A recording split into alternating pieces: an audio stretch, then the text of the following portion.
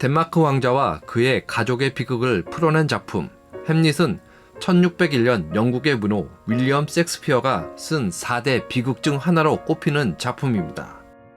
햄릿은 아버지가 세상을 떠난 후 한 유령을 마주하게 됩니다. 그 유령은 햄릿에게 자신이 아버지이자 왕이라고 밝히며 자신이 햄릿의 삼촌인 클로디어스에게 독살당했다고 말합니다. 이야기를 들은 햄릿은 자신의 어머니이자 미망인인 거트루드가 아버지가 죽은 지 2달 만에 삼촌과 재혼한 것을 알고는 그것이 사실이라 여기게 됩니다. 이에 격분한 햄릿은 복수를 맹세합니다. 그는 거짓으로 미친 척 위장하며 복수를 준비합니다.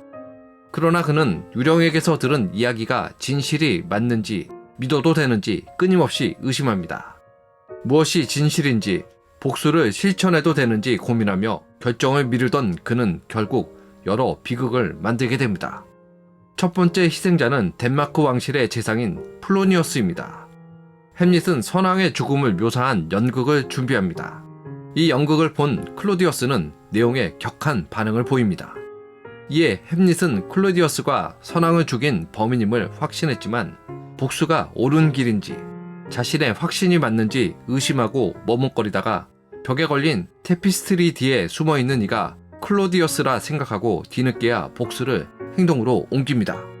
그러나 테피스트리 뒤에 숨어있던 이는 왕이 아닌 재상 플로니어스였습니다. 그렇게 햄릿의 비극에 휘말린 플로니어스는 죽음을 맞이합니다. 두 번째 비극은 햄릿에 의해 억울한 죽음을 맞이한 플로니어스의 딸 오피리아입니다. 오피리아는 햄릿과 열렬한 사랑을 나눴습니다. 햄릿은 그녀에게 태양이 움직이는 것은 의심할 수 있지만 내가 당신을 사랑하는 것은 의심하지 말라며 고백할 정도로 그녀를 진심으로 사랑했습니다. 그러나 햄릿은 아버지의 유령을 만난 후 복수를 위해 그녀를 더 이상 사랑하지 않는 척하며 그녀를 밀어냈습니다. 이에 충격받은 오피리아는 서서히 미쳐갑니다. 그러다 사랑하는 햄릿에 의해 아버지가 사망했다는 사실을 알게 된 그녀는 결국 강물에 빠져 익사하게 됩니다. 그렇게 오피리아는 햄릿의 두 번째 비극이 됩니다. 두 번째 비극 후 더 많은 재앙이 일어나게 됩니다. 오피리아의 오빠 레어티스는 외부에서 돌아와 클로디어스와 함께 햄릿을 독살할 음모를 꾸밉니다. 독이 묻은 칼을 가지고 벌어진 햄릿과 레어티스의 결투 끝에 결국 레어티스와 햄릿, 왕 클로디어스와 햄릿의 어머니 거트루드 모두가 죽음을 맞이하게 됩니다. 과거 학자들 사이에는 증명되지 않은 것의 가치나 존재를 인정하지 않는 사조가 퍼졌습니다. 기원 후 2세기의 그리스 철학자 엠프리쿠스는 눈에 보이지 않는 것은 경험할 수 있다고 해도 그것이 실존적 지위나 가치를 가졌다고 증명할 순 없다라고 말하며 증명되지 않은 모든 것을 의심해야 한다고 주장했습니다.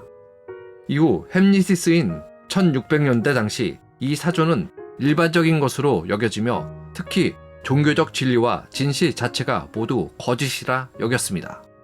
당시 학자들은 어떤 중요한 것도 논리적으로 증명할 수 없다고 말했습니다. 그러나 이는 우리가 이미 알고 있는 것은 증명이 필요치 않다는 것을 의미하기도 합니다. 어떤 사물은 아름답고 어떤 것은 추하다는 것과 어떤 것은 선하고 어떤 것은 악하다는 사실은 증명하지 않아도 우리가 당연히 알고 있고 느끼고 있는 사실입니다.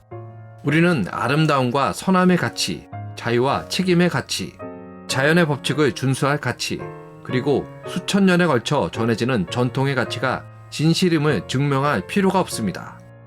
그 사실은 인간의 존재를 떠나 그 자체만으로도 진실이기 때문입니다.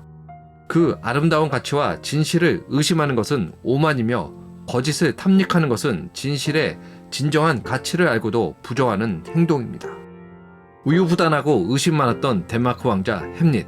그는 삼촌이 아버지를 죽였다는 사실을 알고도 이를 증명하기 위해 긴 시간을 허비하고 번뇌를 거듭하며 많은 생명을 잃게 했습니다. 그는 진실을 알고도 그것을 믿지 못했고 그로 인해 이 커다란 비극이 일어나게 된 것입니다.